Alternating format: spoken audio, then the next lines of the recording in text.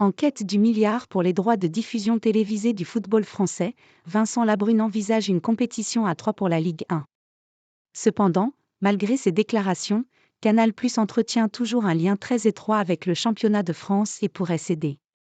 Voilà désormais 2 mois que l'appel d'offres pour les droits TV de la Ligue 1 est tombé à l'eau, et Vincent Labrune est donc en discussion avec les diffuseurs pour trouver le meilleur arrangement. Bien évidemment, il est de bonne guerre de ne pas se précipiter, pour ne pas paraître en difficulté et voir les prix baisser dangereusement, alors que l'ambition est d'approcher le milliard d'euros de revenus en comptant les droits vendus à l'international. Avec les candidats actuels, cette somme paraît impossible à atteindre. Amazon est intéressé mais avec une volonté de ne pas mettre autant que la première fois.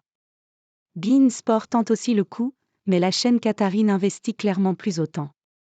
DAZN est la plateforme la plus chaude, mais négocie très durement avec la Ligue.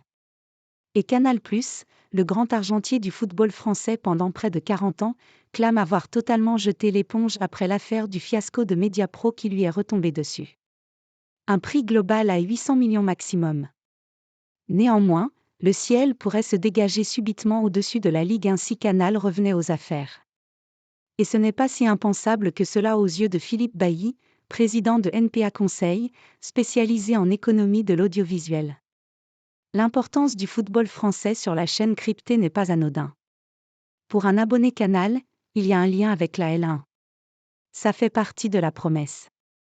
La soirée du dimanche soir avec le Canal Football Club et l'affiche de la journée, c'est l'ADN de la chaîne. Mais plus à n'importe quel prix. Peut-être entre 400 et 450 millions d'euros. Avec un nouveau lot 2 qui comprendrait la deuxième affiche, beIN Sport et DAZN peuvent faire monter les enchères à 250 millions d'euros. Amazon, comme en Angleterre, peut récupérer un peu de Ligue 1 comme un cadeau marketing à ses abonnés. Si on ajoute les droits étrangers entre 100 et 150 millions, on pourrait arriver entre 750 et 800 millions d'euros potentiellement, a livré le spécialiste dans les colonnes d'Eurosport.